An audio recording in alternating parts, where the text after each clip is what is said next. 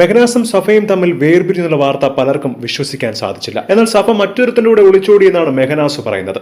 പക്ഷേ അതൊരു കള്ളമാണെന്ന് പറഞ്ഞ് സഫയും രംഗത്തെത്തി. കൂടാതെ ഇപ്പോൾ സഫ വെളിപ്പെടുത്തിയിരിക്കുന്ന കാര്യം പലരെയും ഞെട്ടിപ്പിച്ചിരിക്കുകയാണ്.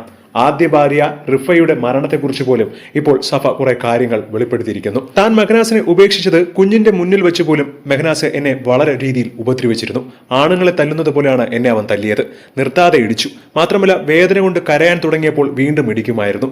അതും നിസ്സാര പ്രശ്നത്തിനാണ് ഈ ഇടിയൊക്കെ എനിക്ക് തരുന്നത്. യൂട്യൂബിന്റെ വരുമാനം കൊണ്ട് മാത്രം ജീവിക്കാൻ പറ്റില്ലെന്ന് പറഞ്ഞപ്പോൾ എന്റെ ഉപ്പയാണ് അവനൊരു കാറ് വാങ്ങിക്കൊടുത്തത്. പക്ഷെ കാറിന്റെ ലോൺ അടയ്ക്കാൻ നേരത്ത് മെഹ്നുവിന് എപ്പോഴും മടിയാണ്. അത് അവസാനം എന്റെ തലയിലിടും. നിരന്തരമായ ശാരീരികവും മാനസികവുമായ പീഡനം കൊണ്ടാണ് താൻ മെഹനാസിനെ ഉപേക്ഷിച്ചത്. ഇപ്പോഴും ചിലപ്പോഴൊക്കെ മെസ്സേജ് പറയുന്നു, നീയില്ലാതെ എനിക്ക് ജീവിക്കാൻ പറ്റില്ലെന്ന്.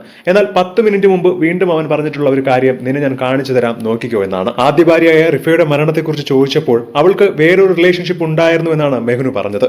അന്ന് അവന്റെ വാക്ക് ഞാൻ വിശ്വസിക്കുകയായിരുന്നു.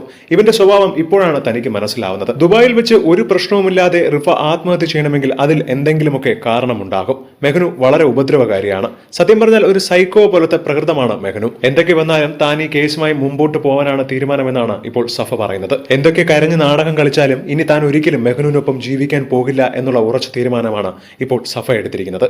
റിഫയ്ക്കുണ്ടാവുന്ന അതേ അവസ്ഥ തനിക്കും ഉണ്ടാവാതെ രക്ഷപ്പെട്ടത് ദൈവത്തിന്റെ പുണ്യമാണ് എന്ന് പറഞ്ഞുകൊണ്ട് സഫയ്ക്ക് പൂർണ്ണ പിന്തുണ അർപ്പിച്ചുകൊണ്ട് ഒരുപാട് പേർ കമന്റുമായി വരുന്നതാണ്.